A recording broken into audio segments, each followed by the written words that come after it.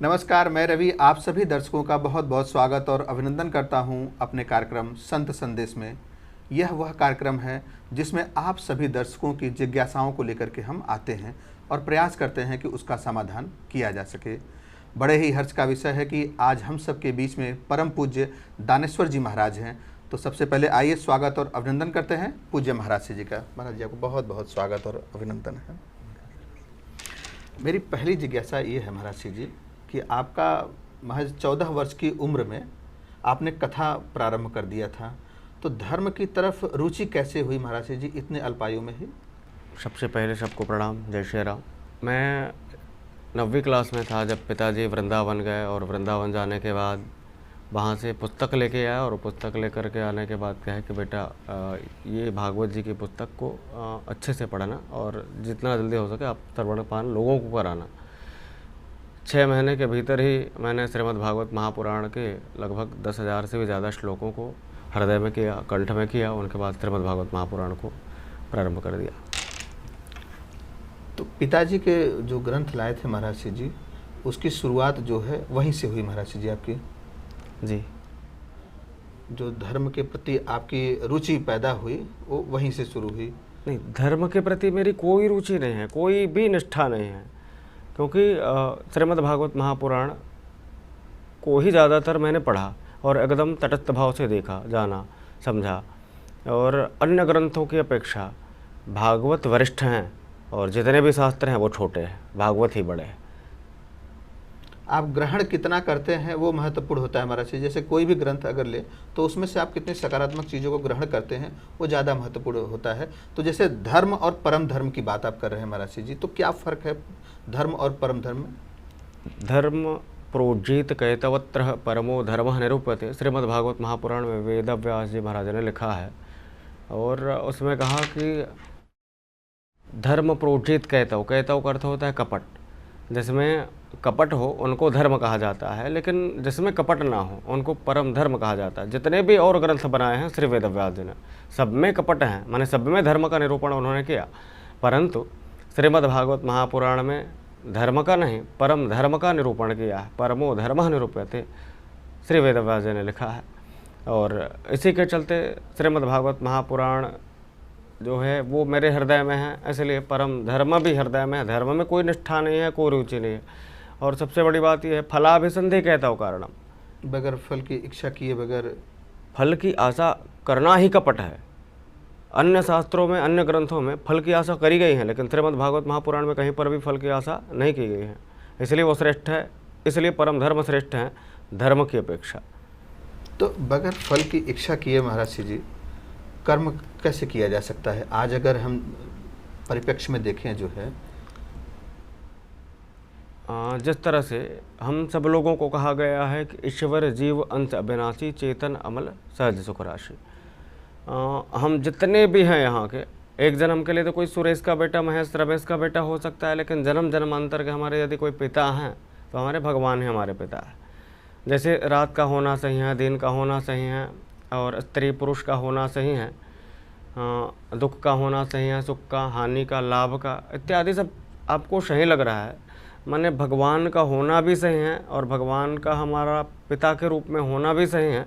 तो निसंदेह हमको भगवान के ऊपर विश्वास करके ही श्री गीता जी में कृष्ण जी के द्वारा बताए हुए उन कथनों को याद करके हमको केवल कर्मण्यवाद करते माम फलेषु कदाचन, कर्म ही करना चाहिए, फल की चिंता बिल्कुल भी नहीं करनी चाहिए। गीता जी की बात कही महाराज जी आपने, तो गीता जी से क्या संदेश लेना चाहिए व्यक्ति को? और गीता के जैसे ज्ञान आज तक के दुनिया में कभी भी नहीं हुई है और ना ही होगी।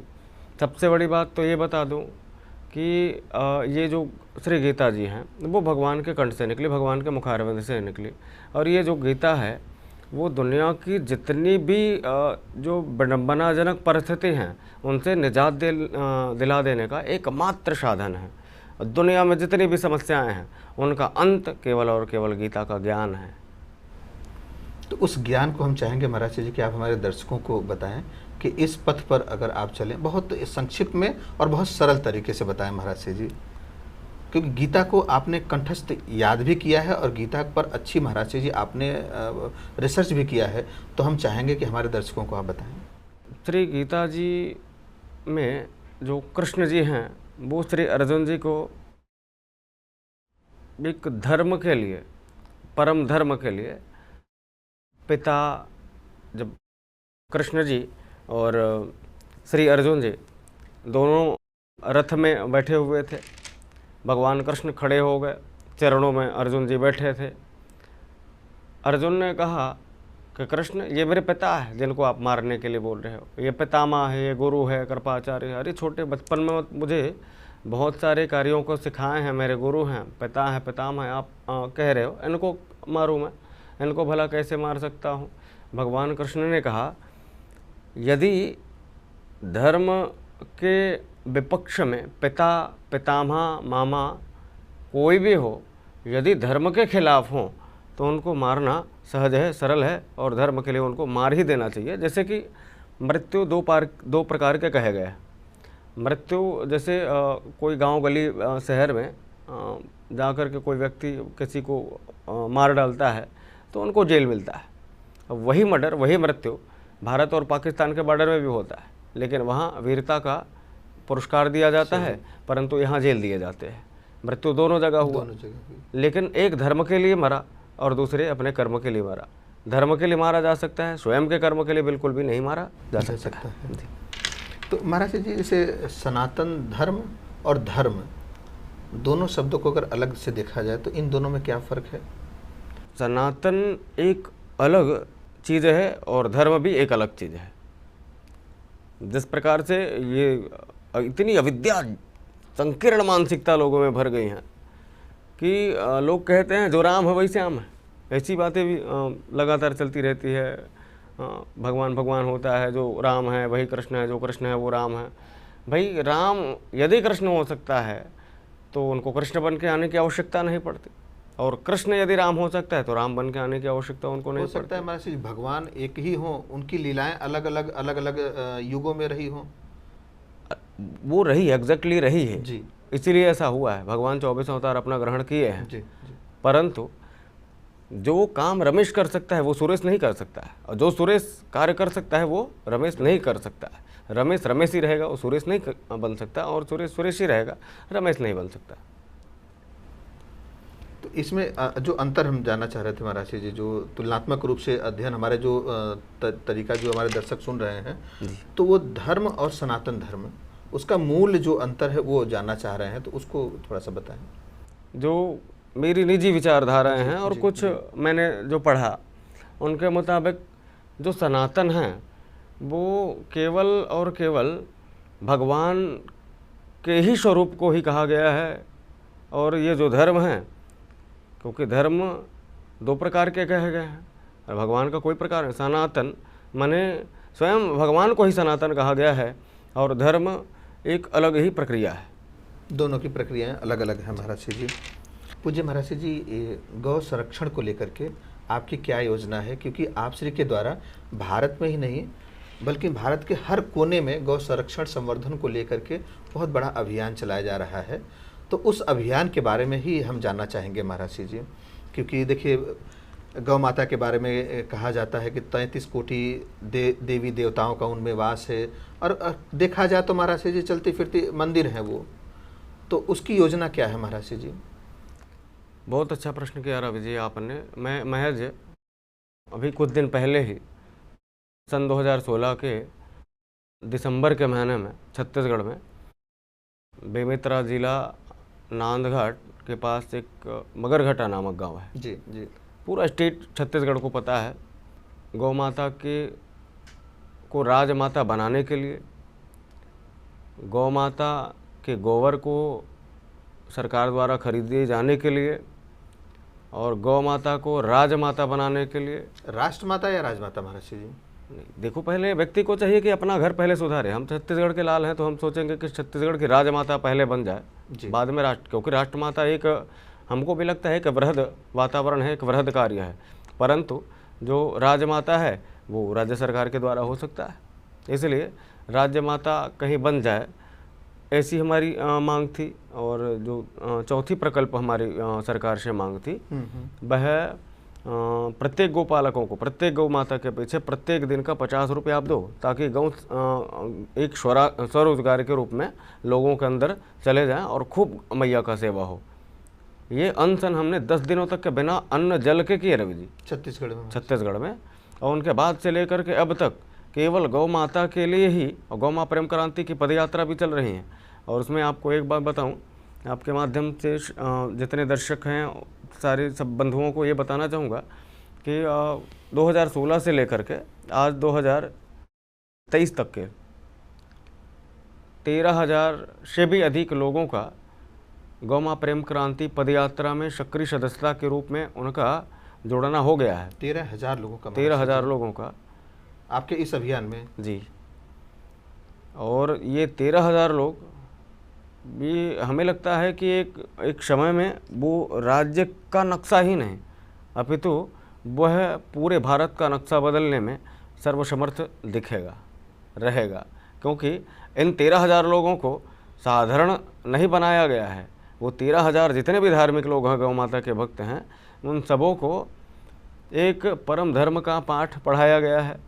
सबसे बड़ी बात तो ये बता दूं रवि जी, वो परम धर्म का पाठ क्या है महाराज जी? जैसे आप बता रहे हैं कि उन 13,000 लोगों को परम धर्म का पाठ पढ़ाया गया है, तो परम धर्म का पाठ महाराज जी दर्शकों को, जिसमें स्वार्थ की तनिक भी दुर्गंध ना हो, वो परम धर्म का पाठ है।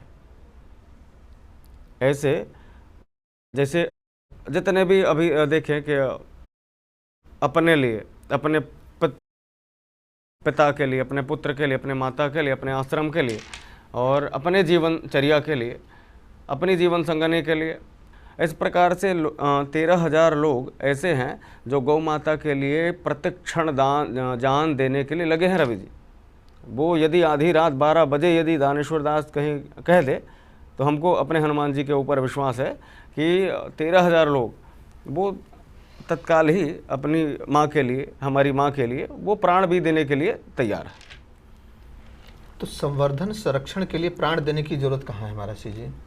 संवर्धन संरक्षण के लिए प्राण देने की आवश्यकता हमें तब पड़ती है रवि जी, ये भारत है, पहले था भी। ये देश संतों का देश है, स्वयं साक्षात नारायण का देश है। जितने भी भगवान का अवतार हुआ भारत में हुआ, बाहर में नहीं हुआ।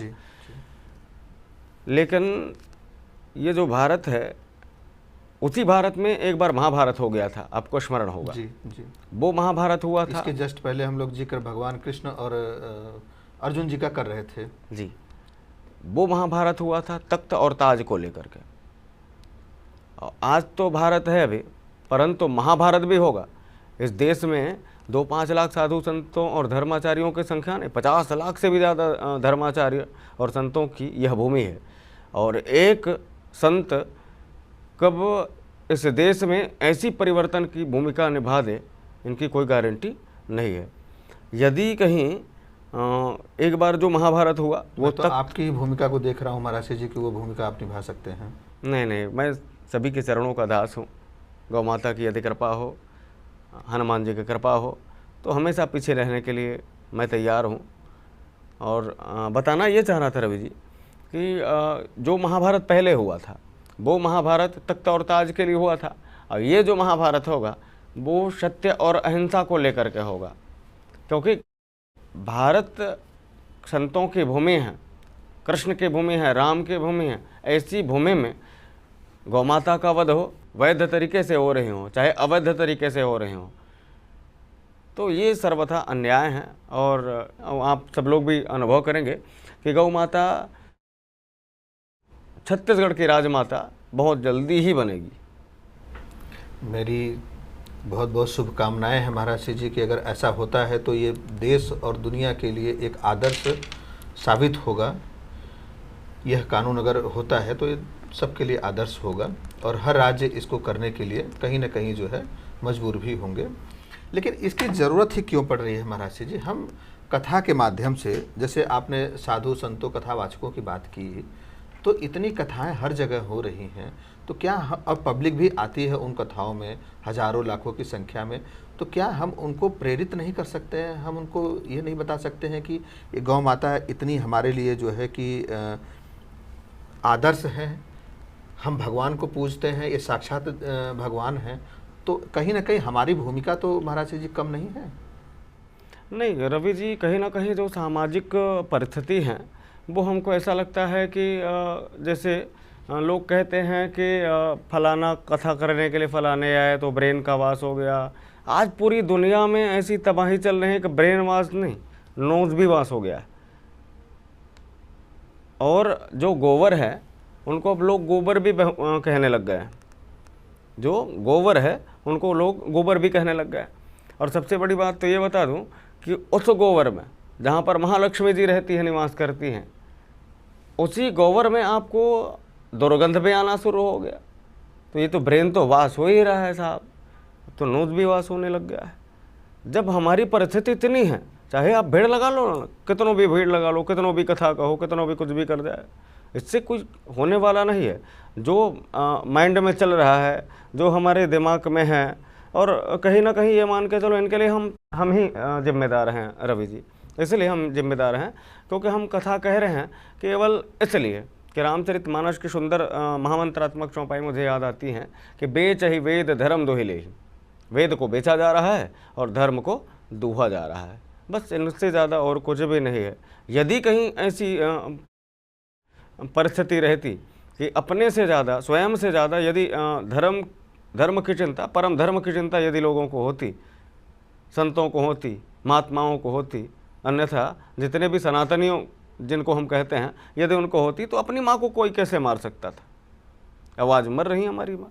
जैसे आप दूहने की बात या तो आप माँ कहो मत, और माँ कह रहे हो तो मारो मत। जैसे आप दूहने की बात कर रहे हैं, वैसे गाय को लोग दूहते हैं और फिर उसके बाद छोड़ देते। वैसे महाराज जी, भारत देश में गाय को लेकर के अलग अलग नस्ल हैं, तो उन नस्ल में जो है किसको हम गाय माता समझें, इसका चुनाव कर पाना बड़ा मुश्किल होता है। तो इसको हम चाहेंगे कि आप हमारे दर्शकों को बताएं कि एक्चुअल में वास्तविक पहचान क्या है। देखो, अभी अभी आपने देखा होगा कि छोटी छोटी गौ माता भी ऐसे देखने को मिलता है, और बहुत सारी गौ माता हैं, परंतु वास्तविकता यही है, गौ माता का एकमात्र लक्षण है शासना दिमत्तुम गो लक्षणम, एकमात्र लक्षणम गाओ। गौ माता के गले में एक शासना नाम की नाड़ी पाई जाती है। गौ माता के दौड़ने पर उत्तेजना के कारण वो ऊपर उभर से जाती है, एकमात्र वही गौ माता का लक्षण है, इनके बाद और कोई भी लक्षण नहीं। यदि कहीं ऐसा लक्षण दिखे तो उनको ही हमको गौ माता मानना चाहिए, नहीं तो अन्य और कोई भी जितने भी और विदेशी षड्यंत्रों के चलते, गौ माता को लुप्त करने के चलते लोगों के द्वारा जो पाश्चात्य संस्कृति है भारत में लागू करने के लिए, गौ माता को भी परिलुप्त करने के लिए ऐसा जो षड्यंत्र कर रहे हैं, बिल्कुल नहीं मानना चाहिए। जिनके गले में शासना नाम की नाड़ी हो, केवल उन्हीं को गौ माता। शासना नाड़ी को कैसे पहचान हो महाराज जी? जैसे कोई 10 गाय यहाँ पर अगर खड़ी है महाराज जी, तो उस 10 गायों में हम ये कैसे पहचान पाए कि ये वास्तविक गाय है जो गौ माता है? कोई दर्शक हमारा अगर इस प्रोग्राम को सुन रहा है, देख रहा है, तो वो कैसे पहचान कर पाए? गौ माता जैसे जब उत्तेजना के कारण जब दौड़ने लग जाती है, दौड़ती है, तो उनके उत्तेजना के कारण, दौड़ने के कारण उनके गाय गौ माता के जो गले में रहती है वो नस नाड़ी, नीचे जो लटका हुआ होता है, नहीं, वो गले में अलग होता है। अच्छा, वो उभर से जाती है। अच्छा, एकमात्र वही लक्षण है गौ माता का, उनके बाद और कोई भी लक्षण नहीं है। सींग या जो डील होता है महाराज जी, वो भी पहचान कुछ होता है? जो पीछे कहा जाता है कि अगर आप कोई भी भक्त आधे घंटे तक अगर गाय को उसके जो डील होता है उसको अगर सहलाते हैं तो रोग से मुक्ति मिलती है, तो ऐसा भी होता है महाराज जी? देखो, यदि विदेशी गौ माता जिनका कोई लक्षण ही नहीं है, जिनमें आप बोल रहे हैं दुनिया मानती भी है कि 33 करोड़ देवी देवताओं का वास है, हम तो कहते हैं उसमें ब्रह्मा विष्णु महेश ये सब चीज़ का वास है, परंतु उसी गौ माता में वास है जो वास्तविक में शासना लेकर के, शासना नाम की नाड़ी को लेकर के यहाँ आई है। अन्य और बिना शासना नाम की नाड़ी के गौ माता के अंदर ऐसी कोई सक्षमता नहीं है जो हमको मिले।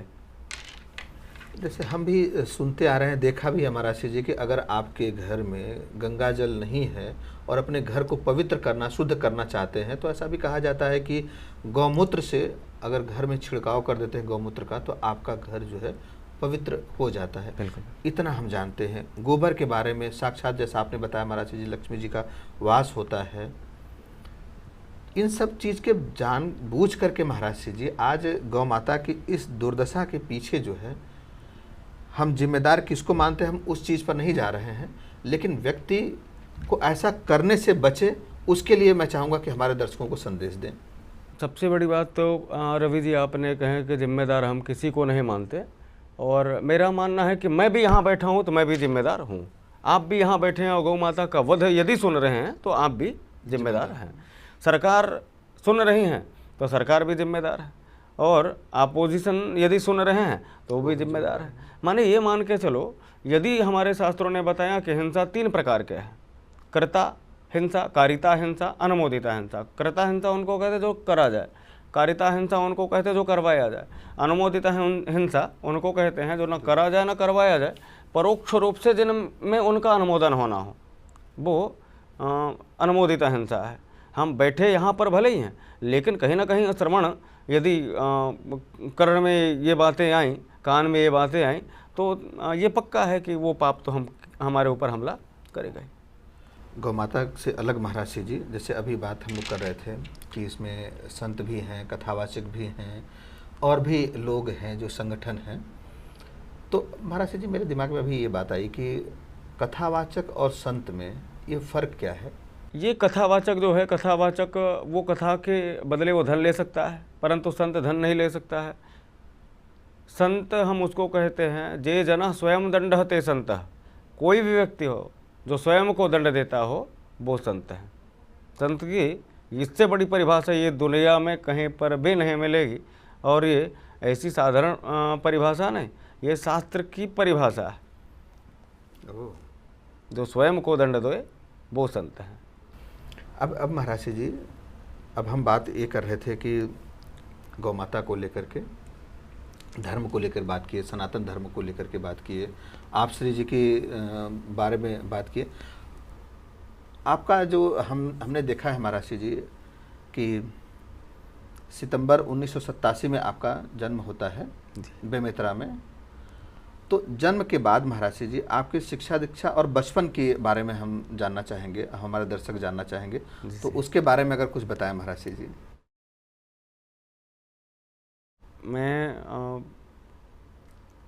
प्राथमिक पढ़ाई अपनी गांव के स्कूल मरतरा में ही किया। उनके बाद हाई स्कूल की पढ़ाई बगल के गांव शमरिया में किया, और 14 वर्ष की महज आयु में ही श्रीमद् भागवत महापुराण की कथा को पिताजी के कहने पर और शिष्यों के कहने पर श्रीमद् भागवत महापुराण की कथा को श्रवण कराना शुरू कर दिया वहाँ पर महाराज जी। तो ऐसा लगता है महाराज जी कि जिस उम्र में बच्चे खेलते हैं और उस उम्र में आपने कथा करना शुरू कर दिया, तो ऐसी क्या कृपा रही आपकी, ईश्वर की या माता पिता के संस्कार की? हम इसलिए पूछ रहे हैं महाराज जी कि जैसे मान लीजिए कोई भी माता पिता या कोई देख रहे हैं हमारे इस कार्यक्रम को, तो वो भी कहीं ना कहीं इस कार्यक्रम से आपसे प्रेरणा ले सके और अपने बच्चों में ऐसे जो है संस्कार दे सकें। रवि जी, मैं जब छोटा था और बचपना कुछ ज़्यादा ही थी, तो उस समय हमारे गांव में लीला मंडली का भी कार्यक्रम हुआ करता था। तो लीला में जो रामलीला जी। तो उसमें महज 9 साल की उम्र में लीला में मुझे सीता बनाते थे और मैं सीता बनता था। 10वें वर्ष की आयु में मैं लखनलाल बना दिया गया। 11वें वर्ष की उम्र में गांव वालों के द्वारा मुझे राम की भूमिका गांव वालों की कृपा से मुझे मिली, और 2 साल फिर पढ़ा, और 10वीं में जब चला गया तो फिर श्रीमद् भागवत महापुराण की कथा मुझे मिल गया। किस उम्र में महाराज जी? ये मुझे 14 वर्ष की आयु में श्रीमद् भागवत महापुराण मिली। तब से लेके अनवरत आज तक चला जी। भगवत प्रचार प्रसार 127 श्रीमद् भागवत महापुराण मेरा वृंदावन में अभी कल पूर्णाहुति हुई और आज आपके पास। अरे वाह हमारे चैनल की ये शुभकामनाएं हमारा से कि इसी तरीके से सनातन धर्म का प्रचार प्रसार देश दुनिया में आप करते रहें और सनातन धर्म का पताका आप लहराते रहें। महाराज जी, जैसे गौ माता के बारे में कहा जाता है कि जिस जगह पर गाय होती हैं वहाँ पर वास्तु दोष जो है खत्म हो जाता है वहाँ का, ऐसा होता है क्या? सर्वदोष समाप्तम, माने जितने भी दोष हैं गौ माता के रहने पर, गौ माता के जहाँ पर जिस स्थान पर गौ माता रहती हैं, सारे दोष एक वास्तु दोष ही नहीं, संपूर्ण प्रकार के दोष तत्काल ही खत्म हो जाते हैं। और उनका ऐसा भी सुना है महाराज जी, तो आप ही बता सकते हैं कि जैसे गौ माता है उनकी अगर हम परिक्रमा करते हैं तो ऐसा कहा जाता है कि तीर्थों में जैसे हम जाते हैं जो पुण्य हमें मिलता है वो साक्षात गौ माता की परिक्रमा करने पर ही मिल जाता है, ऐसा भी है? बिल्कुल बिल्कुल। ये अब जितने भी देवी देवता हैं, यहाँ तक के साक्षात नारायण जी उनके अंदर हैं, तो उनकी परिक्रमा करने से तो संपूर्ण लोक परलोक जितने भी हैं उन सब का पुण्य का फल तो प्राप्त होता है जी। अभी हम लोग जब बैठे थे महाराज जी, तो आप श्री कह रहे थे कि हर व्यक्ति को अपने घर पर कम से कम एक गाय रखनी चाहिए। अब शहर में कोई व्यक्ति फ्लैट में रह रहा है महाराज जी, वो कैसे रख पाएगा? यदि उनके हृदय में गौ माँ का कहीं सम्मान है, माँ के बराबर हृदय में, तभी वो कर सकते हैं, अन्यथा करने वाला नहीं है। अपने लिए व्यवस्था देख सकता है, लेकिन उनके लिए केवल आस्था। यही हम में और बहुत सारे लोगों में ऐसे अंतर हैं जो नहीं होना चाहिए। आप सभी दर्शकों से यही आग्रह निवेदन है कि गौ माता के संरक्षण और संवर्धन के लिए जो आप सभी से बन पड़ सकता है उसको करने का आप प्रयास करें। महाराज जी ने जो गाय माता के बारे में बताया, उनकी महिमा के बारे में बताया, उसको स्वीकारने और उसके पद चिन्हों पर महाराज जी के बताए हुए रास्ते पर चलने का प्रयास करें। मुझे लगता है कि निश्चित रूप से आपको ज़रूर लाभ मिलेगा। तो समय का इशारा हो चुका है, कार्यक्रम को यहीं पे विराम देना होगा। उसके पहले महाराज जी का आभार व्यक्त करते हैं कि आप सभी दर्शकों को इतना समय दिया महाराज जी ने। महाराज जी को बहुत बहुत आभार, बहुत बहुत प्रणाम। प्रणाम।